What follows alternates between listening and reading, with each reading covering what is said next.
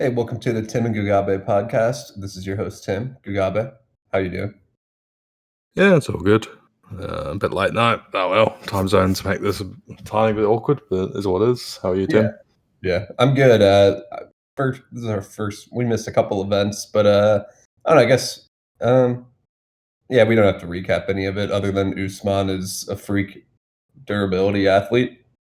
I mean, watching the Burns fight, I was kind of his defense striking wise is kind of shit. Like, I mean, obviously statistically it's fine, but in terms of like Yeah, they were both just throwing naked overhand rights at each other.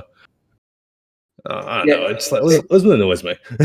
yeah. It's a thing though that like I feel like sometimes people just focus on that because I agree. I mean, he can. I mean, the Covington fight he got landed on too, but it's like he's also really good at a lot of other things, such as he lands a lot. He can clinch up, elite fighters against a cage for entire rounds. He can take down, fighters when he wants to. He has insane cardio. So it's like, even though he's hittable, he still probably has to be knocked out, except like if you can match his volume, which I feel like Covington's the only one who can. Yeah, I agree with that. But it's just like it's one of these things where it's like I can respect he's very difficult to beat, but also just watching him fight, it's just like how good is he and how much of it is just being an absolute freak. Like my thing is the hypothetical Kamaru Usman in Alex Morono's body, watching that kind of fight, and I'm just like, I don't think Usman Morono would be a top 15 welterweight. Yeah, yeah. It's like, Personally. I mean, his athleticism obviously helps him, but like, yeah, I hear you. Um, but yeah, okay, we can. I mean, this card is long. This one upcoming, Blaydes Lewis. Is this in the Apex?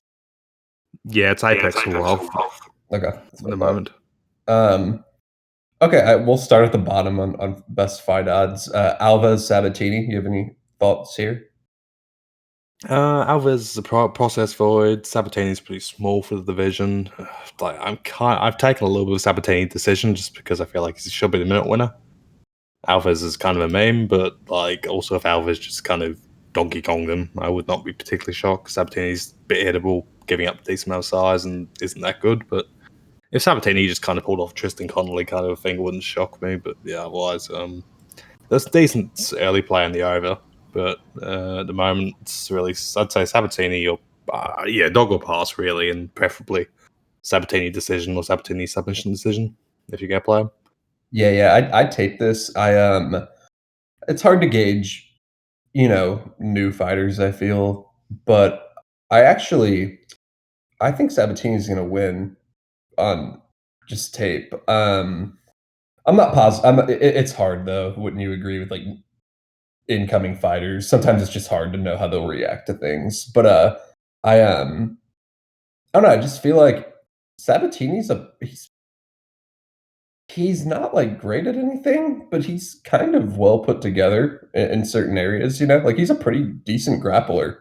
Um, and I just feel like he's better positionally than Alves. And then on the feet, it's like I feel like Alves just doesn't. I don't know what he's like trying to do. He doesn't land that much. Like he was outlanded on the Contender Series until he kind of club and sub the guy. But I just feel like Alves, his inside the distance line is plus 150 and lower than that to plus 120 in certain areas. But I mean, that's like, I don't know, a 40% or higher inside the distance line. And I just struggle with that because Sabatini's never really been finished other than a fluke arm injury. And Sabatini's like he's like a actual good black belt in jiu-jitsu. And Alves generally wins when he does finish people by sub. And like, how likely is it that I don't think subbing Sabatini will be that easy, if you see that angle. So I just feel like his inside the distance line, Alves is probably off a little bit, which means his line in general is probably off a little bit. But, I don't know, I just feel like Sabatini can clinch up and probably get some takedowns, and I just don't think Alves does enough on the feet to run away with rounds there. So I tend to favor Sabatini a little bit, but again, I'm probably going to pass just because it's debuting fighters, but if the line gets out of hand, I might have to jump in. Yeah. What's the line movement been like so far? Yeah, Slow. Sabatini's crept in a little bit. Like I think Sabatini should be the minute winner, but just like he could just get exploded randomly too. yeah. The thing I is, do like, like I got the Sabatini decision at plus 420, which I like. yeah, Like I just um, think he's should be overwhelmingly the minute winner. yeah. I kind of like the over 1.5 just because I don't think either guy subs each other at like a huge clip. Alves has actually been subbed a lot more, so I do think like I think Sabatini getting a sub here is probably maybe more likely. I mean, unless but Alves is kind of like Figueiredo esque, where I feel like his numbers kind of suck, but he could probably meme some wins together just based on his style. So, and that's always a hard thing to predict. But I don't know. Leaning on the plus 160 and erring on that side is always better, I feel. But Yeah. yeah, that's kind of my thoughts. Like no strong opinions. I feel like the lines makers probably just were like, I don't really know what's going to happen. At least Alves has a win on the under the UFC umbrella in the Contender Series, so they just gave him the favorite line. Um, but yeah, next fight, Vandera and Spivak. I haven't. I taped this a while ago, and I just forgot. I remember like maybe thinking there wasn't enough footage on Vandera as a grappler. I can't. I honestly don't remember though. But I remember not really caring. What are your thoughts here? There's a bit of a concern of Van Der that he might be able to pull off the Tibura path. I last time this was booked, I hit Spivak like minus 160 when it first got booked, but like that got avoided last time it got postponed. It's kind of hilarious. Like you see the GTD where when it opened at plus 240 is now plus 125. Oh wow. The same thing happened the first time this fight was booked, and for some reason they literally opened up like it opened the over 1.5 minus 110 last time, and it crushed to like minus 250.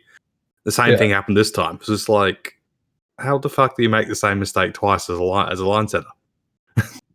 Yeah. Yeah. That's hilarious. And also, I just think, yeah, Spivak's. I trust Spivak not to get like just mauled in the grappling because like he's decent off his back. Like he can get stuck, but I don't think he's gonna get like just mounted or whatever. And Vando doesn't seem particularly elite.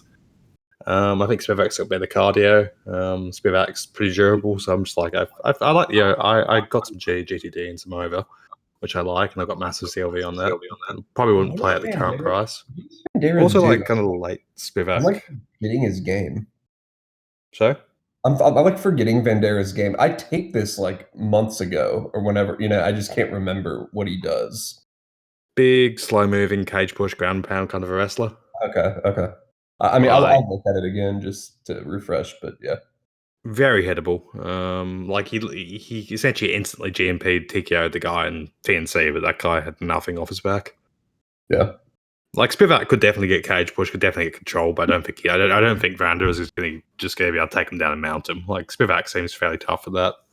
yeah, Yeah. yeah.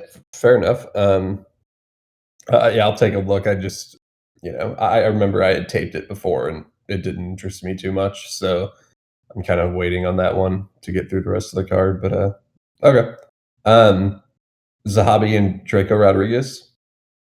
I took a shot at Zahabi at plus 175. Like he's not. I don't think he's got massive upside in terms of like UFC ability or potential, but like he's got a fairly well put together game, and Draco's all his wins are guard subs.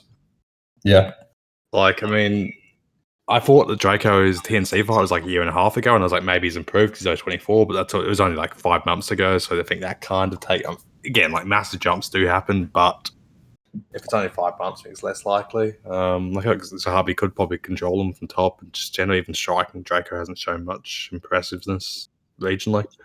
yeah, Like Draco's 24 and seems athletic, so again, you never know. He could just be better. But like, what's on tape, I feel like there's a clear, Zahabi will pass. yeah, yeah. I also had taped this a while ago, and I'll kind of relook at it, but I just feel like Draco's a little unproven. But like Zahabi's okay, but he's not great either. I don't know. Still, I think he's not going to get guard subbed, which shuts down a lot Yeah, of how Draco's won most of his fights. Yeah, for sure. Are there any props that you're interested here? I took a little bit of the hobby sub actually because I'm just like Draco does play very wild of grappling and like it was like plus 800. I'm like, yeah, Zahabi could just be the better grappler here. Yeah, Otherwise, not really. yeah. Yeah, fair enough. I don't really give a fuck about this fight with 15 on him. What about Emmers and Skelly? I feel like Emmers should probably have him covered everywhere. Yeah, Unless if he just like can't manage to get out of a body triangle or something. Like I feel like Emmers should be fine. yeah. Like I don't usually play juice, but I took a 2 unit shot. I took a shot to win 2 units of minus 160 Emmers, like when it first opened. Yeah, I think Emmers should just kind of have him covered, honestly. Like, I mean, I'm very juice averse, but I'm just like, I don't see how Skelly wins this apart from some sort of crazy sub one kind of situation. yeah. Emmers seems to kind of he like knows to step over on guillotine threats and stuff, over to side control. Like that's always a good sign. So he should be okay, probably from like a front headlock choke. And I feel like the only other path is really Skelly, like a back take or something. But Skelly's landed like two or more take. He doesn't land two or more takedowns often. So it's like you're really going to rely on a back take if he's going to land at most like 0 to 2 takedowns. I don't know. And I just feel like the striking disparity is pretty big here. Emmers outstruck Jacasey at distance. Like I know Jacasey kind of gassed a little bit, but Jacasey's turned out to actually be pretty decent. Um, so yeah, like I feel like Emmers could also land takedowns here too. Skelly's takedown defense is really bad. I forget what it was, but it's I'll double check.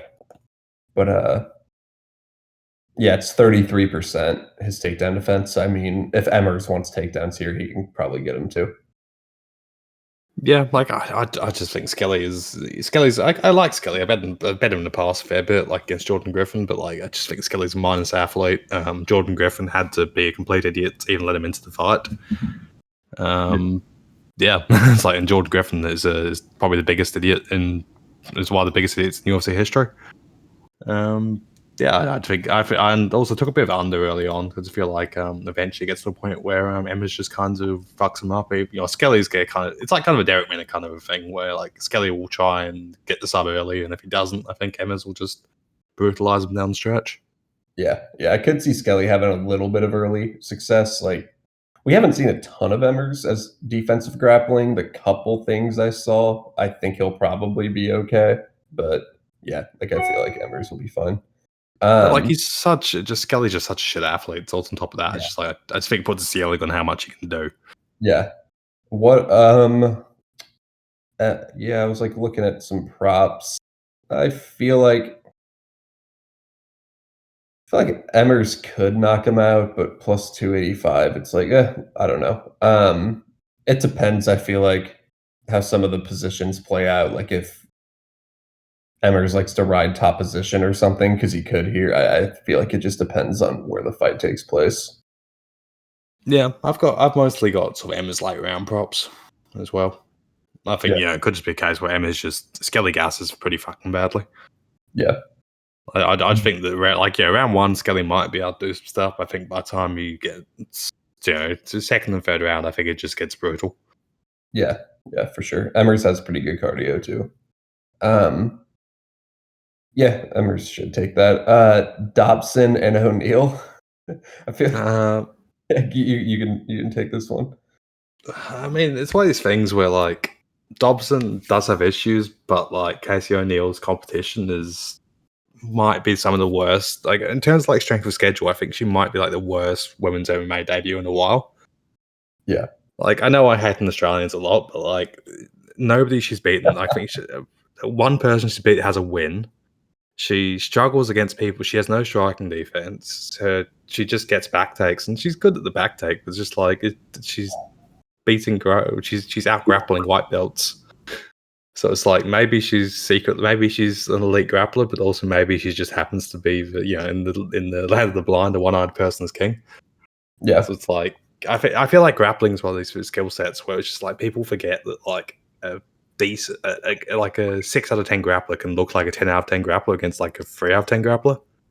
For So sure. people just watching and being like, "Oh, that person's taking the back easily," and it's like, well, yes, because the other person sucks. Yeah, I took a look. I was gonna take a little bit more of a look into her fights. I watched a couple of them. Her competition was really bad. So it's just hard for me to know it because I feel like I was looking in her competition.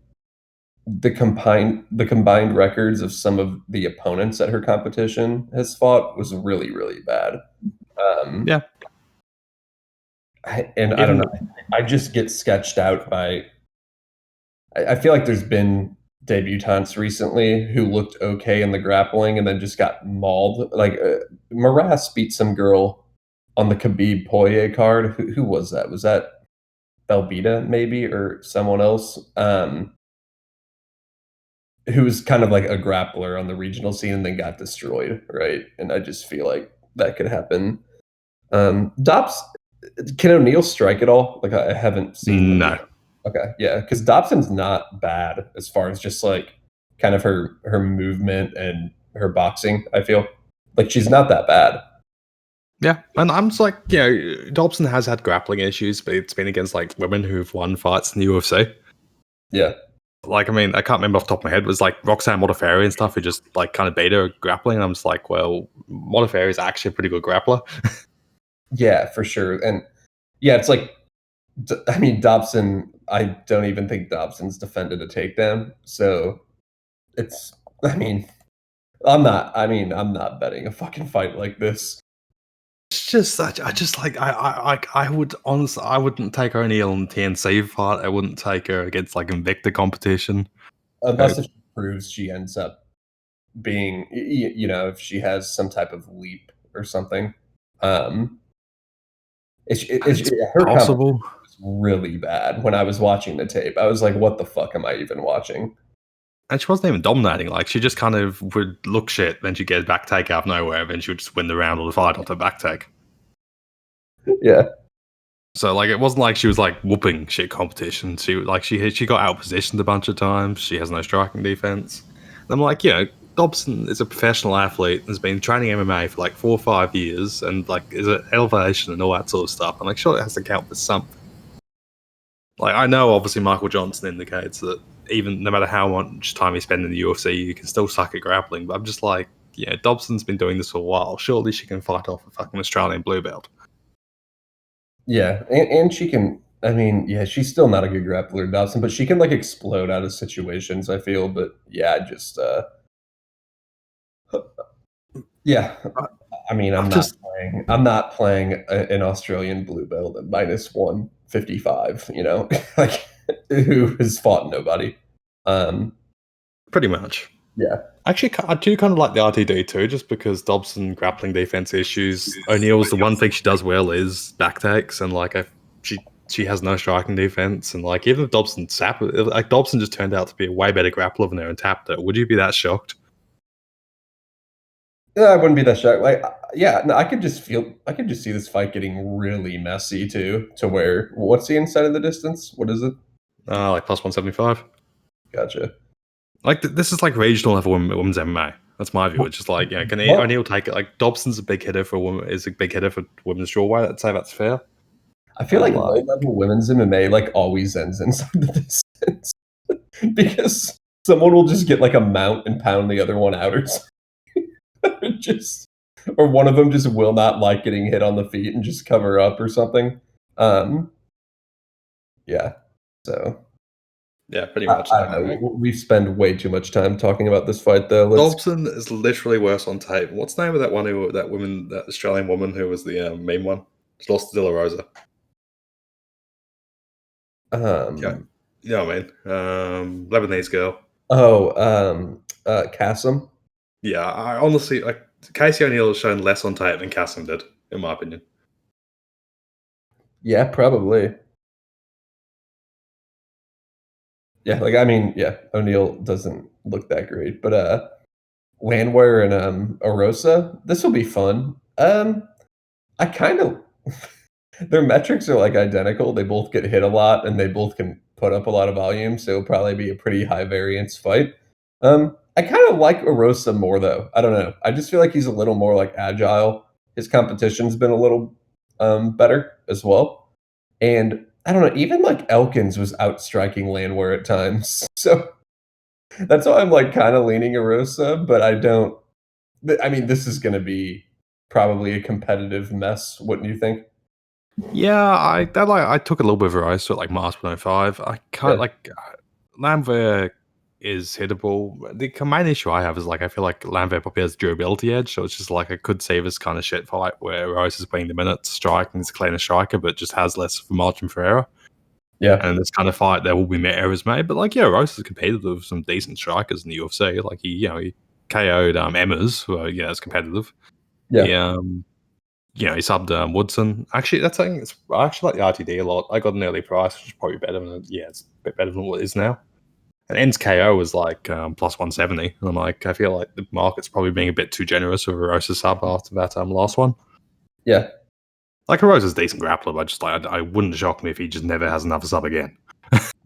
for sure. Yeah. Obviously, Landwehr is a bit less fragile than Woodson because he doesn't come from St. Louis, but yeah. Yeah, I don't know. I just expect a pretty competitive mess. You know, it will be exciting though. Um, Yeah. I do think like the reach advantage and whatnot could maybe come into play for Arosa, but I don't know. Neither of them defend well. Like their striking defense is 50 and 52%. So like, they're just gonna fucking bomb on each other, I think. Um, yeah, I mean that's pretty much what I expect, a messy striking fight. Pretty much. I Yeah. do think Eros has had a pretty high level of quality compared to Oh, his strength schedule's been a lot stronger than Lambos has, at least in the UFC. agreed. Totally agreed with that. That's why I kind of lean him and just like he's a little longer, which I mean, whenever you have somewhat competitive fights on paper, the reach can be the reason why you get like a 3% edge, you know?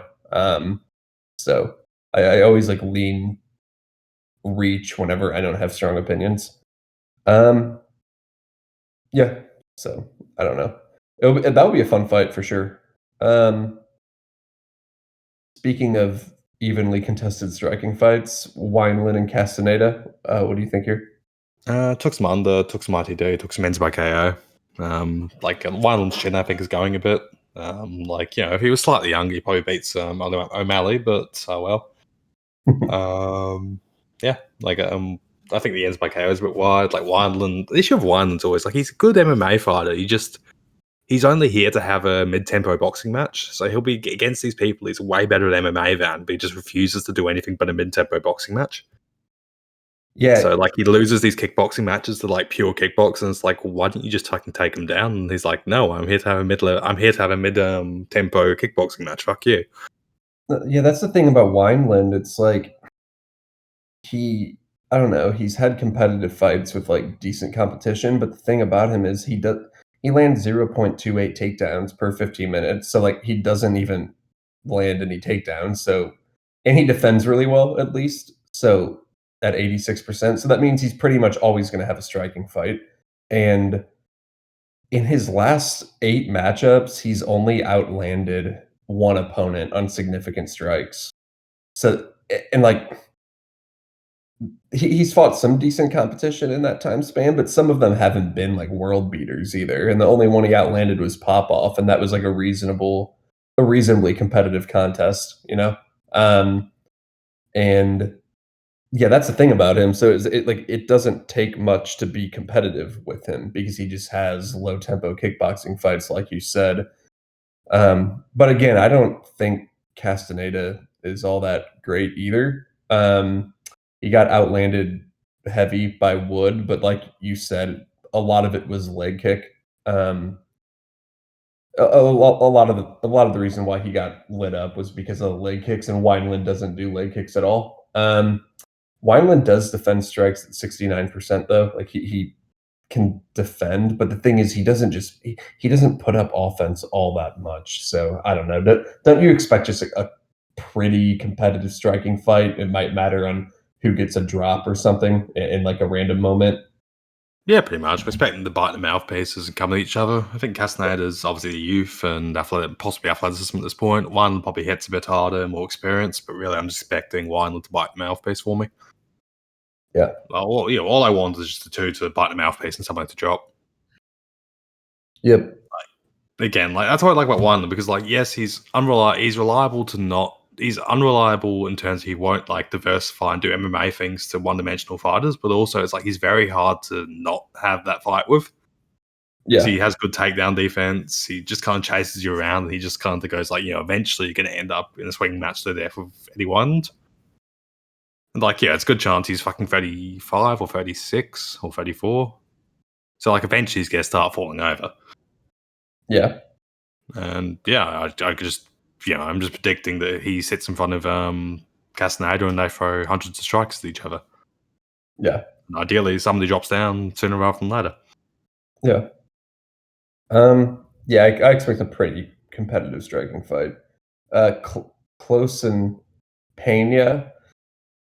I think close with the leg kicks could give Pena issues, but I still I'm like higher on Pena than most people just because I feel like he could be decent, but it I like his grappling, but he doesn't have the best wrestling to always get it there, and so I don't know how likely it is for him to get takedowns and whatnot here, so he'll probably be stuck in a striking fight where I think he could reasonably compete, but I do think like, if Matt Frevola can have success with leg kicks on you, Close can too.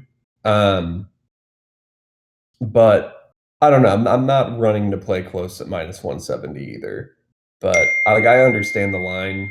It's probably reasonable, but, like, I respect Pena's game enough to not touch Close. What do you think here?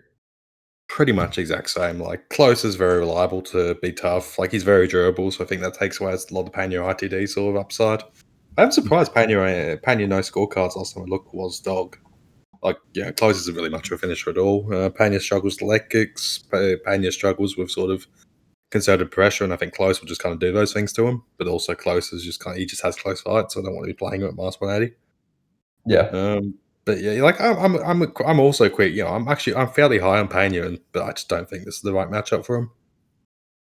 Like Yeah, pretty Close will come at him, we'll bite the mouthpiece, we'll just kind of grind him out with leg kicks and cage pushing and all that sort of stuff. And again, I just don't rely on Pena to do the right things to win minutes. Yeah, if Pena could get, like, a grappling position, like, it's possible, like, he's kinda sneaky with even though he doesn't land a ton of takedowns, he is just a little sneaky just with, like, standing like, some type of back take on the feet or something. Um, but yeah, pretty much what I think too. And I think Close is just a smarter, more durable, more high tempo version of Frivola, really. Yeah, Like Pena already threw like I felt Pena beat Frivola pretty clearly, but like I just feel like Close is just a harder version of that fight, and I just don't think Pena was ever going to really cover himself in glory against that kind of fighter. yeah, Good chance of I could easily see some crazy live lines here too. yeah. I think it will still be a pretty competitive, fun fight. I think it ju if Close doesn't make him pay with those leg kicks, like, Pena's live, in my opinion.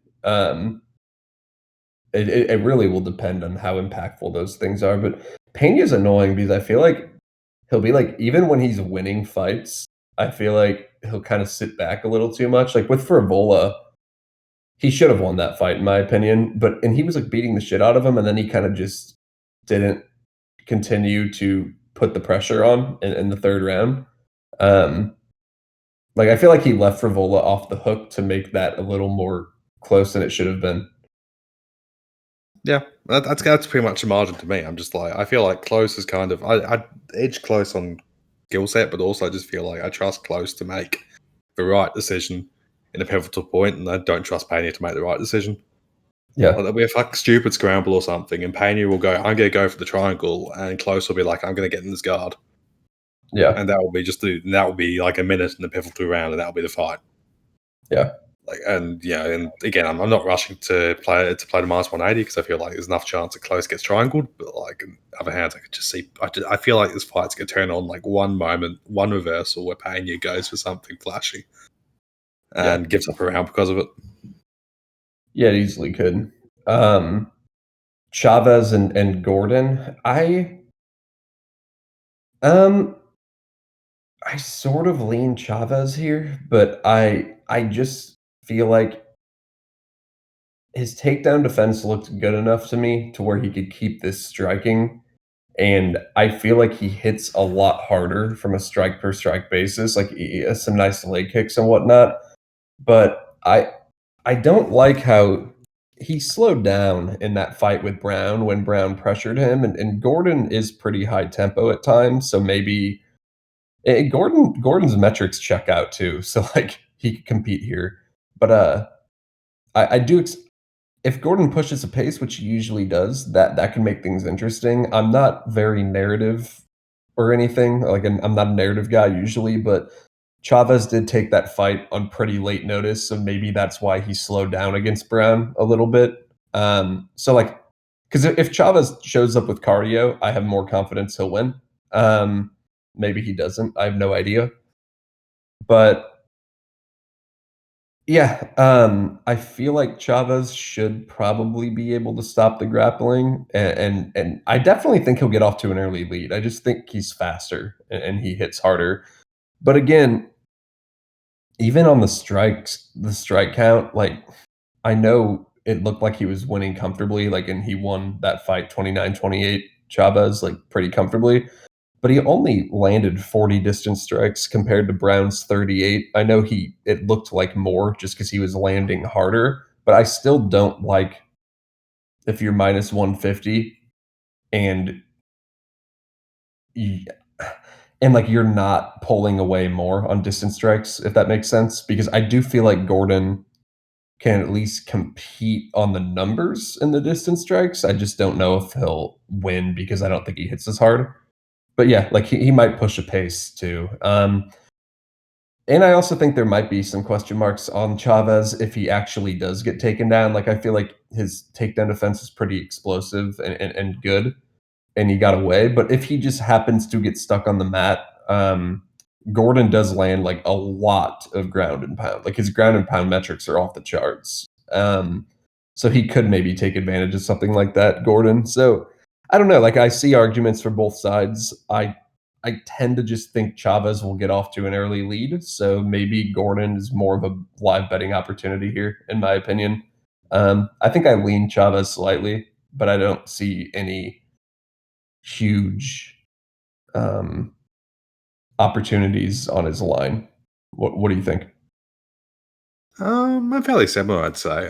I mean, I'd probably lean Gordon. I'm surprised that Chavez getting that much love. 'Cause I feel like the TJ Brown fight, yeah, it was impressive, but also Brown just kind of couldn't check leg kicks and spotted him like in 4 minutes, just punting him in the leg. Then he's like, wait, I need pressure. Then he had some success.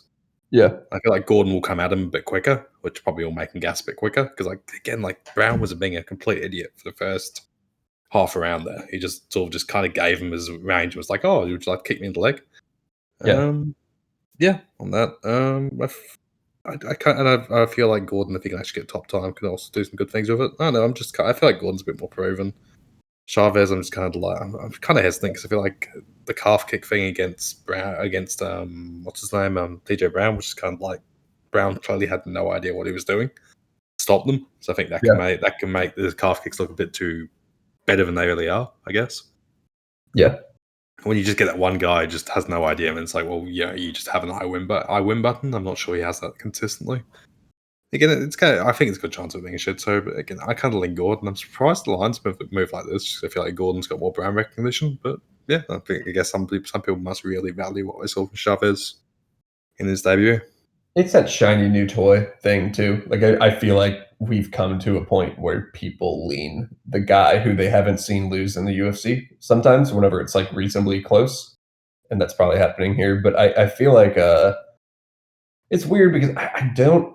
Gordon looked a little uncomfortable on the feet against Fishgold. I think it's because he was tentative, just because he knew how easily he had him beat on the mat. So like, why take risks? And I do feel like Gordon's striking has looked a little better in other fights. So I think that like Gordon's metrics check out though. Like his metrics are good, and so I just don't want to play Chavez at his line when he's relatively unproven.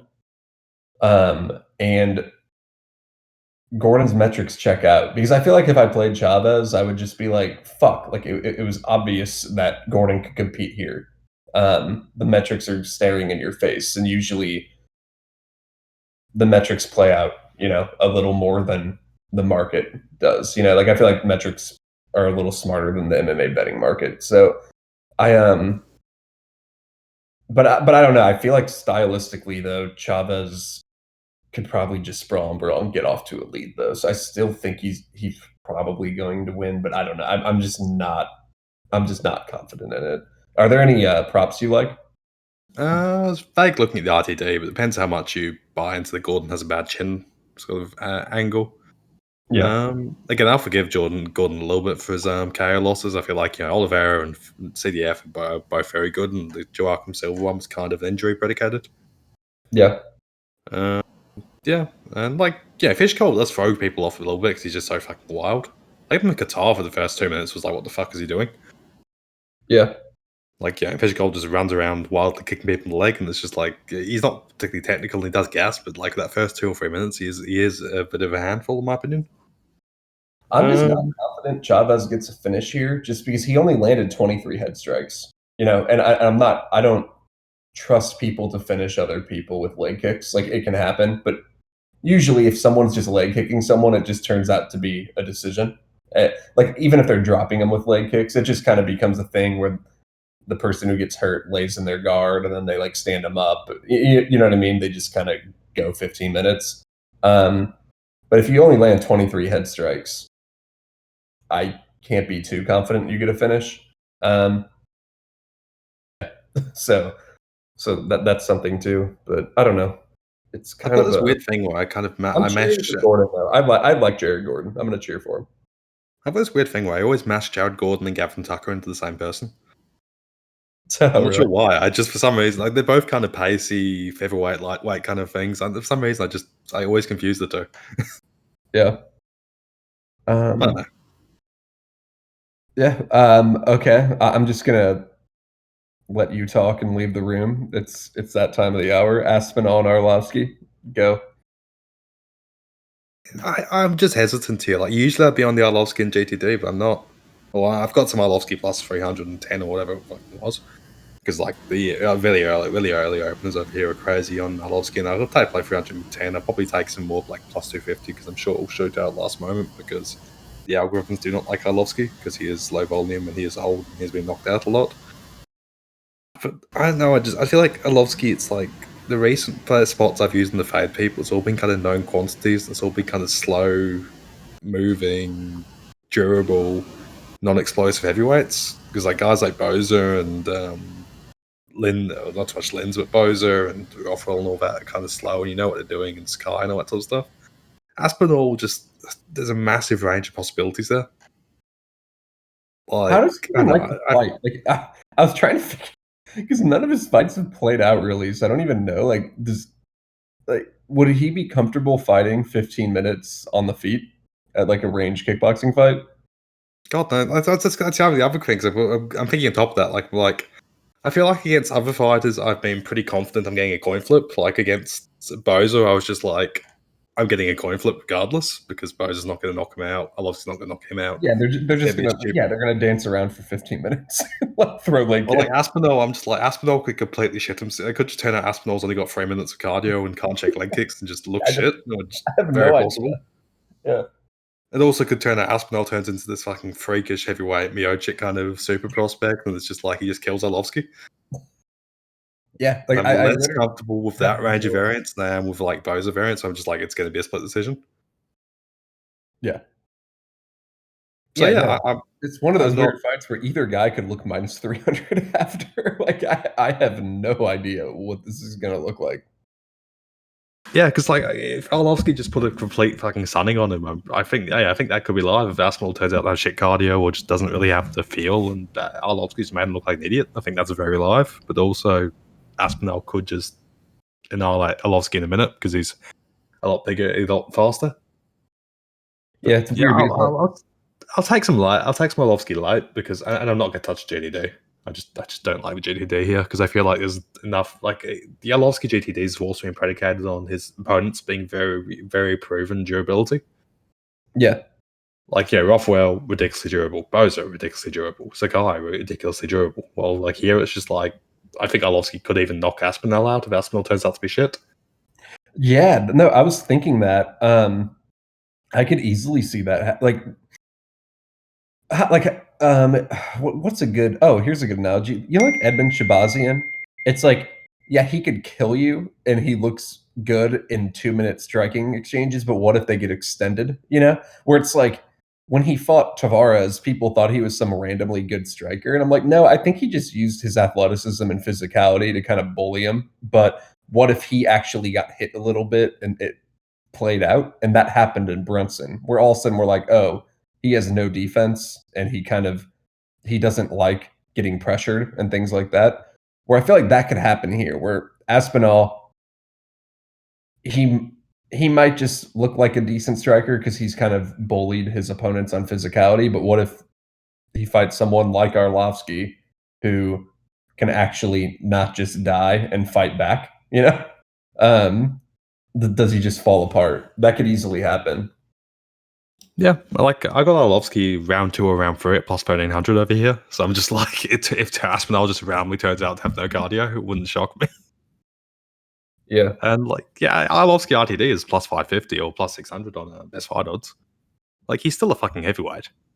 Like what does because I was just watching his tape and it's just so hard to know. What does he like to do, Aspinall? Like I feel like, at least from what I saw, I feel like he'll exchange and try to like bully you, and then doesn't he like to just shoot takedowns and kind of like knock you out on the mat due to physicality like issues or physicality advantages? I feel like that's what I was getting from him. He did it against Baldo. But against Baldo, was kind of like I didn't like how he looked against Baldo because I don't know, I felt He Baldo got was like having really some kicked success, and on he just some of beats those Baldo because fights. Baldo can't grapple. Yeah. He's just like, well, Baldo just can't grapple, so it's like, all right, that's nice, but like, do we care? Yeah, and Arlovsky defends takedowns like pretty well historically, like statistically. And like Aspinall was getting like he got landed on against Bado like at distance a couple times too. But yeah, I don't know. Like I just have no idea what to expect here. I just think it's dog or pass personally. I'm gonna take a small roll of the dice on Arlovsky R2D just because I have a feeling. I'm not playing. I'm just. I'm not. I'm assuming the Arlovsky price will shoot out last minute too, because like the Oh yeah. algorithms just all go. This man is 50,000 years old. He's been knocked out 20. He's been knocked out 20 times today alone, and yeah. So I think that just Arlovsky just gets a lot of hate from the algorithm crowd. Well, the thing is, I don't get why, because his metrics are actually pretty good. Like he defends takedowns well. His striking defense is okay at 58%, and he has a good striking ratio. He lands 3.48 and absorbs 2.77. And in his last 5 or 6 fights, he's been one of the most profitable. He's been a very profitable fighter to back. Um, and he should have probably been more profitable. You know, he should have probably gotten at least a win over Harris or Sakai. Like he should have probably won one of those fights, right? He could have won both of them too.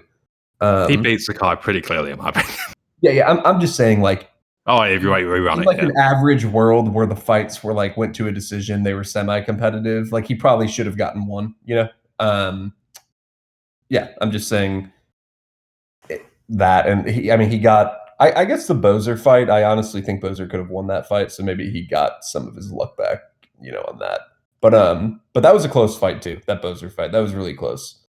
Like Bozer was landing more, but I feel like Arlovsky was landing more effectively to the head. But yeah, My opinion, the Boza fight was like Arlovsky won that fight with that last punch in round 1. yeah, true, Like true. honestly, that was pretty much the entire fight. Yeah, 'cause Bozer was really getting ahead for a bit on that. Um, but yeah, Yep. I have no idea what to expect here, but no, I was thinking that, like, I was just like, "What if Arlovsky just knocks this guy out?" Like, he just doesn't go away, and Aspinall's like, "Why aren't you finished yet?" Like, I'm not used to fighting 7 minutes. What the fuck? And then, And also, like, what's Aspinall's chin? Like, everybody else Arlovsky has failed to knock out lately has been durable. yeah. I mean, apart from Linz. But even Linz is more like, oh, oops, I fuck up and you just instantly wipe me kind of chin. It's not really like, he doesn't really get just knocked out by volume, if you get what I mean. Arlovsky at KO plus 920. Come on. Come on, It's boys. heavyweight. Let's fucking do it. I, I mean, I don't play props much, but that that does jump out at me because I'm just saying, like, I don't expect him to knock him out, but I'm just saying I think it could happen. But who knows? Yeah, because like the Um, Aspinall floor is pretty fucking low at this point.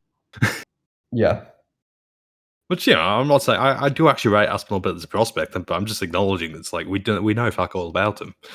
Oh, yeah, like, yeah, and he's right in that Shabazian territory for me. This reminds me of the Shabazian Brunson fight where I'm like, yeah, like Edmund could justify his line, but he could look it could be Brunson minus 300. And I feel like that's kind of what this is here. Aspinall may justify his line and turn out to be quite good. Arlovsky may look like the favorite. We have no idea. Um, and people who've been betting Arlovsky have consistently, or who've been betting against him, have consistently been wrong. Objectively, they just have been. But like, Uh, how many current heavyweights are minus 250 against Arlovsky? Really? yeah, yeah, for sure. Like It's like the four? top five Gone? guys, probably. Miocic? Yeah, Sorry? probably the top five guys, like those guys up in the top five. Lewis? Huh? Lewis? Rosenstock? No, I'm just saying, like, I would take guys like Gon probably. I would take Blaydes probably. I would just Yeah. I would have to look at these matchups though. I don't know. Um, yeah, I like Miocic Nagano because like Nagano was stupid. Blades, yeah, I think probably do enough things it'd be hard to win. Rosenstrike, I have no confidence in. Like if Rosenstrike just turned out to lose a lot of like Rosenstrike obviously knocked him out like fucking 30 seconds in their fight, but like if Rosenstrike if he reran that and Arlovsky just won a terrible decision, that would also not shock me. for sure, How has 100%. Arlovsky versus Junior Dos Santos not happened? Has that never happened? No, hasn't happened. They've both been in the UFC for like 37 years each. I know, it's amazing. It's like, I think they should make that fight. Wait, how has that not happened? I'm It's never looking been right booked. now. Don't think it's even actually ever been booked. They've both been in the UFC for like my whole life. Um, when did Junior come? Like 2009, probably. Arlovsky's been out like twice though. Maybe Yeah, Arlovsky yeah. left for like fucking 5 years. Yeah, but he's been around since, like, 2013, like, 2013. He's been back since, yeah, so I guess, like, the only time he's been in the UFC where Junior has been since 2014, but even then, that's 7 years about. That's They've what both one, been, like, floating around the same level of competition the entire six, time. 8, 10, 11, 12, 13, 14, 15, 16, 17. Yeah, that's 19 Arlovsky fights. Yeah, that's what I'm saying, like, he's been active pretty much every year. Holy shit, dude, Arlovsky. You know how, like, I feel like some people only fight, like, once or twice a year now, we're back kind of when I first started watching the sport, like, 3 to 4 times was very common, where Arlovsky's, like, consistently fighting 2 or 3 times every year. He gets paid like 500k. He gets paid like 500k to rock up. So 2018, he fought 4 times, 2019, he fought 3, 2020, like, the least 'cause even some I feel like it's common now if you have, like, a 5-year stretch for a fighter to not fight for, like, one of those years. Just, like, injury or something stupid happening, but, he's fought every year more than once, which is pretty impressive. Damn. yeah, again, I'm just gonna rally for Arlovsky versus JDS to happen. I think that'd be. I don't know. I think I'd join that. Yeah, like, at this point in their careers, I think it would be, like, fine, you know? Like, you wouldn't be like, "Oh, shit, someone's gonna die in that matchup." I'd lean Um, Arlovsky. I would lean Arlovsky at this point. I feel like Arlovsky's just kind of out aging even people who's beat him in the past. Yeah, yeah. Like, he He's just just stays the stuck same. being around longer, yeah. There's been, Yeah. like, 3 times where he's gone on, like, massive losing streaks where people thought he was done. Like, in 2011, I think I saw someone tweet an article about how people were saying he should retire in 2011, because he had lost 4 fights in a row, and 3 of them were by first round knockout. That's 10 years later. He's now on, like, a pretty decent run in the UFC. Yeah, like he had 3 fights at Tim Sylvia. And he's like just like he lost to Rico Rodriguez in 2001. Pedro Rizzo. Yeah, I mean, I started watching the fighting, like, a long time ago. I was in, like, grade school, and he was fighting in the UFC, and that was before I knew really anything about the sport. I was just like, yeah, crazy, crazy, crazy. Okay, let's talk about, we've been talking about this way too long. Imavov Hawes, I don't think we've talked about this before. You didn't have strong opinions. I tend to think Imavov should win, but I had played Imavov, but he was at plus 130. Now it's like even, so I'm not as interested in the line, and I don't currently have a play on Imavov because I couldn't get a better line. So I'm just gonna watch the line, but I tend to think Hawes is a little too reliant on getting a knockout, and so that's why I kind of lean Imavov. I think Imavov's like more skilled in certain areas of the fight, but I don't know. Do you have anything else to add, or do you want to move on? Pretty much where I'm at. I missed the prices I got the first time. I had some nice ones, but I was mostly just trying to trade it because I could just see it was moving pretty thing. I'm actually surprised Imavov shot back out as being the underdogs. I think he was a solid favourite. It was like minus 120 by the time he closed last time. God knows. There was late Uh, action coming in on Hawes on fight day, so who knows? Like I've I heard a think, bunch of takes about this, but I don't know. I think Hawes is budget Derek Brunson and Imavov is just kind of meh. yeah, I just feel like Imavov looks a little more skilled, but yeah, like I don't care as much about it at this line. Like plus 130, that's a little bit bigger of a difference. But yeah. Olenek and Dakas, your thoughts here? Speaking of Arlovsky, Yeah. God, I'm trying to think. I kind of this gets sound ridiculous, but I'm taking a bit of a shot on the GTD. It's like plus fire 400. Like, I Okay. feel like people are acting like Dalkhouse is this massive hitter, and it's like, yeah, he's got 2 KOs, but nothing's really saying to me, oh, he's a gigantic nuker or anything like that. I feel like his jiu-jitsu is okay. Like, again, it hasn't taped much, but looking at his brother, I'm just like, I feel like I feel like just based on his brother, he should have some decent fundamentals. And Atlantic's fitness has improved, so I do like the GTD at plus 400. But moneyline opinion wise, I kind of feel like Dalka is probably the side, but also just like he's running off 2 KO1s, and it's kind of like the market's probably overvaluing him consequentially. I'm kind of hoping for if he does win, he just does it. Yeah, I'm kind of hoping for a very quick Dalkas knockout if he does, because like, you could just get a stupid price where Dalkas is randomly like minus 300 against Boza or something. But Yeah. Can Dakas defensively grapple? I need to look into his fights a little bit. Can he stop takedowns? Like I don't even know. there's not much type of it. But like his brother, we're both fans of the other Dalkas. Yeah, yeah, I think And they he's train together and all that. So I'm like, I know it's a bit ridiculous, but again, I think there tends to be some coherency there, at least in approach. yeah, I think this Dalkas fight to lose because Lannick's really just a meme sub at this point. yeah. I get enjoy my stupid over. Yeah, Yeah, I wanna look into Dakas's, defensive grappling a little bit. Like, he seems like he's probably the sharper boxer, could probably knock Oleinik out. I just need to look into that, and I just haven't yet. I've heard from you and another person that there wasn't, like, a ton of grappling footage of, like, defensively from him, so that might make it hard. Um, Oleinik is a little underrated at just throwing himself at you with, like, volume on the feet, you know? Like, he's done that a few times. Like he did that verse for Doom, and then even against Reem, like I know Reem ended up like massacring him, but he just kind of threw himself at Reem early and was having a little bit of success on the feet. And I'm just saying, Olenek, he's I don't know. Sometimes people just think he's only a submission, and I tend to think generally, yeah, that is probably his only his win condition. But he can surprise people at times, I feel, you know? Yeah, he's got some decent power. Like, Yeah. yeah, like he's not exactly winning any form striking things, but he comes at you. He kind of throws big looping punches with very long arms, and yeah, he's got some pop. Yeah, it's hard to have too strong an opinion here. I think Dalkaus. I'm kind of rooting for Dalkaus KO1 just because I feel like that's probably the best from a betting point of view in terms of future Yeah. plays. Yeah. And yeah, I think Dalka's probably getting a bit too much credit for the KO1s. Like, I saw these takes that he would just like the Nascimento fight was massively mispriced, and again, I'm not sure it was.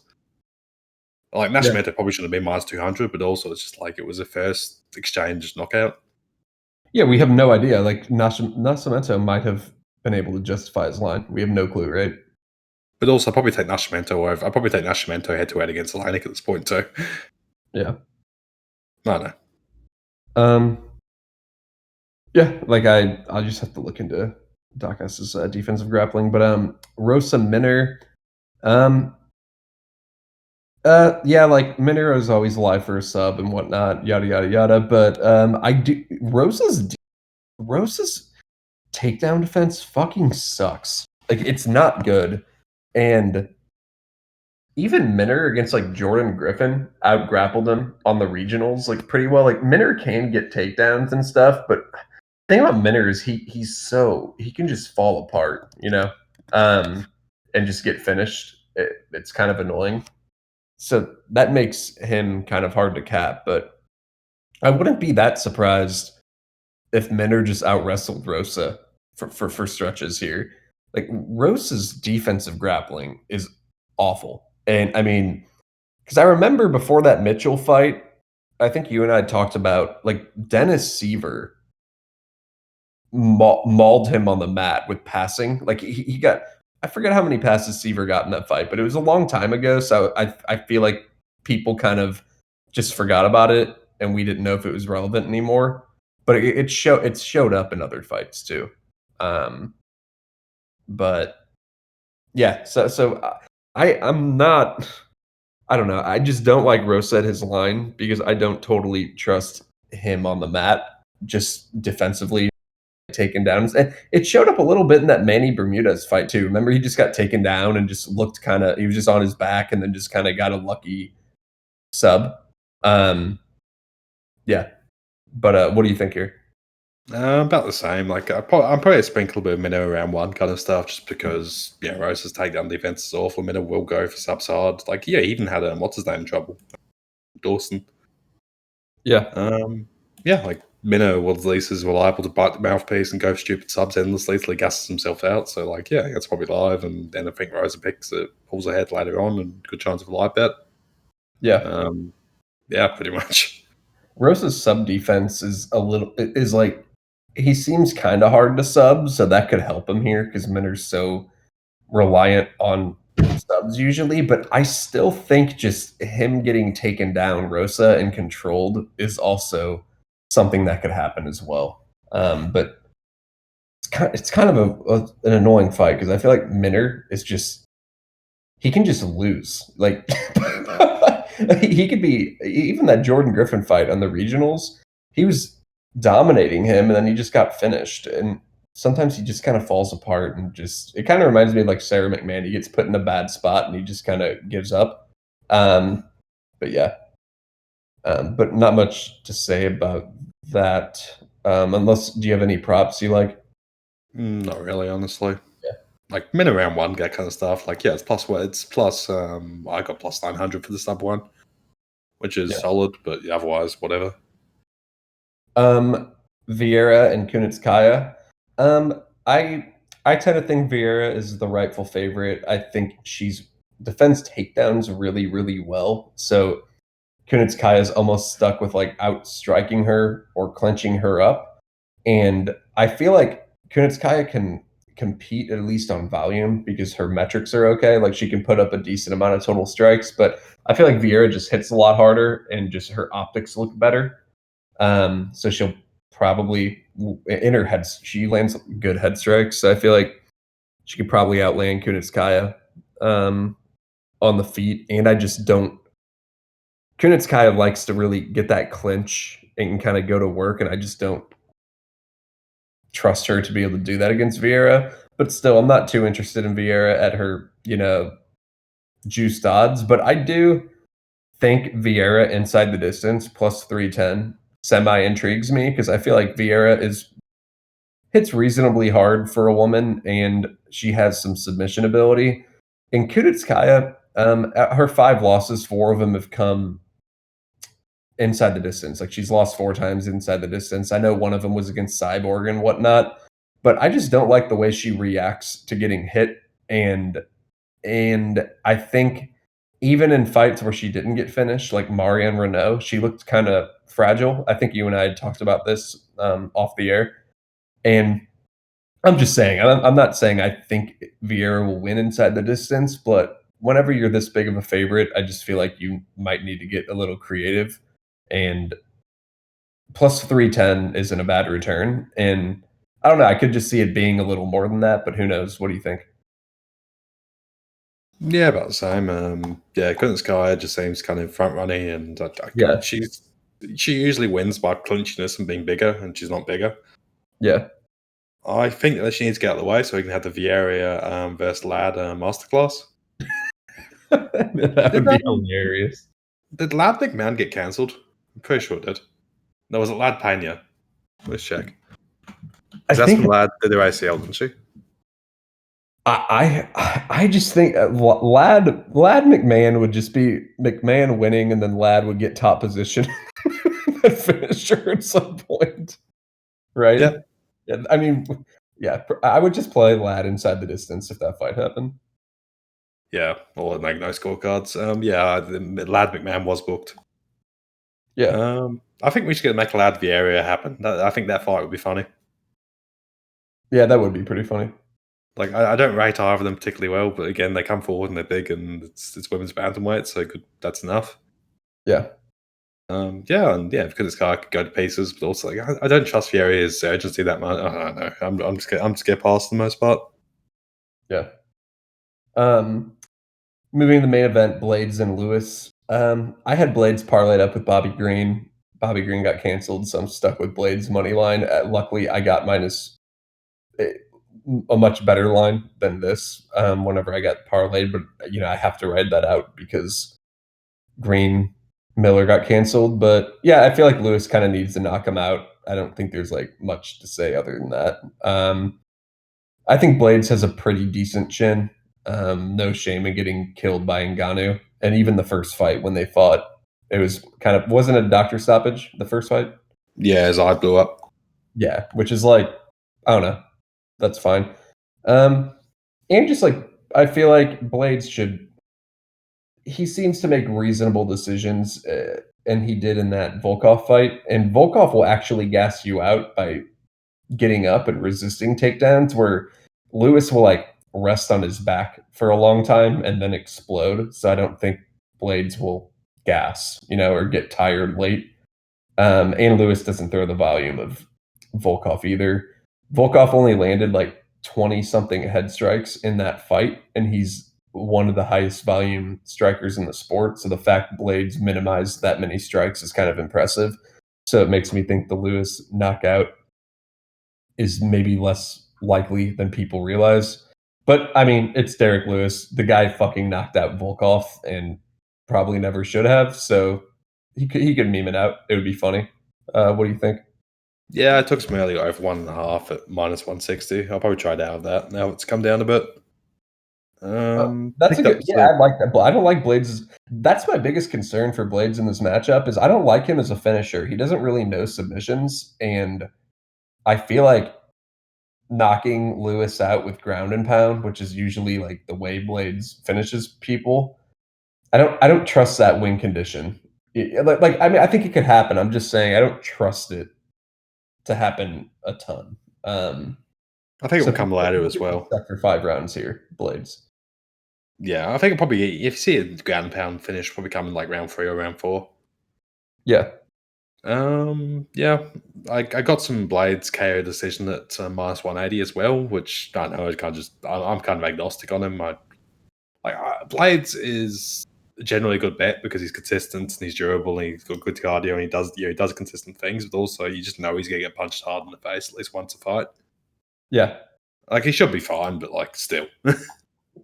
Yeah, he's gonna be around for a while just because who can stop, you know, 16 takedown attempts in a 3-round fight and then do enough to overcome the times they were taken down in the fight. So he's gonna be around for a long time. How old is he? He's not very old, is he? Yeah, that's what I'm saying. Like, he's gonna be around for a really long time.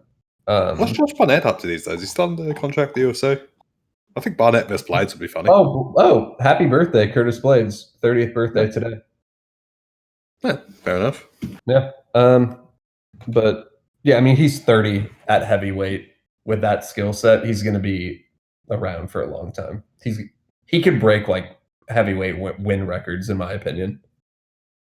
Yeah, like I mean, I'm pretty sure I could make a UFC heavyweight run, and that's a sad thing. The heavyweights are so bad.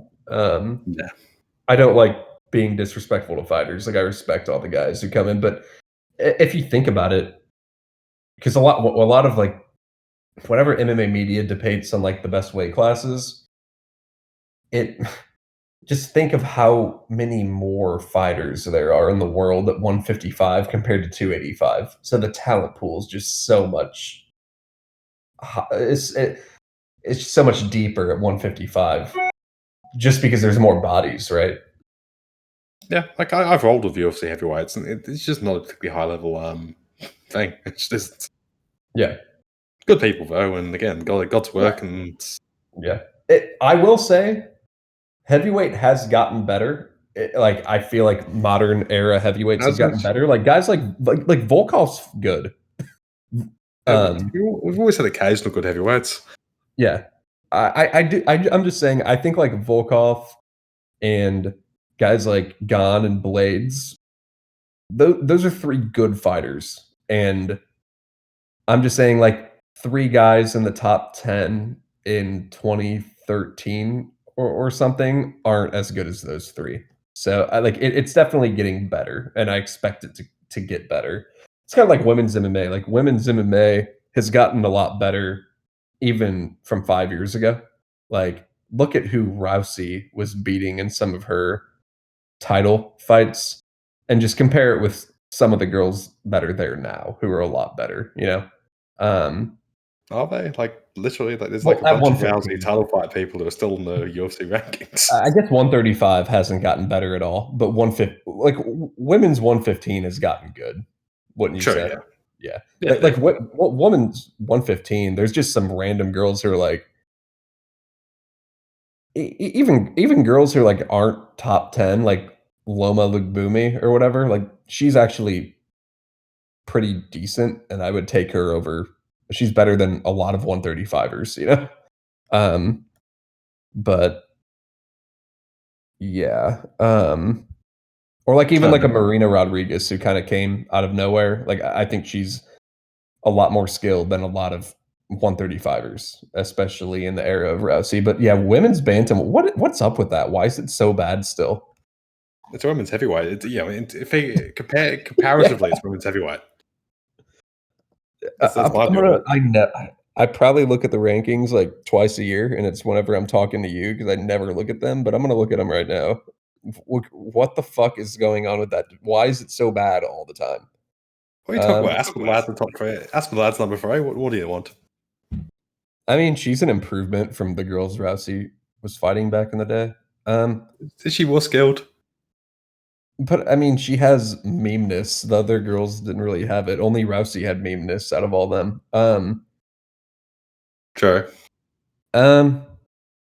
Yeah, like what the fuck? It's literally like the same people. Like Ketlin Vieira, I guess, was like a bit of kind of an improvement, a little bit. But yeah, it's pretty much the same people. Like Holly Holm. So GDR, I guess she was kind of there. Holly Holm, she was there. Aspen Ladd, she wasn't there. Aldana, kind of. I think she came a little later, but I think she might have been hanging around at the bottom of the division. Pena, she was there. Vieira, Kunitskaya. McMahon, Renault.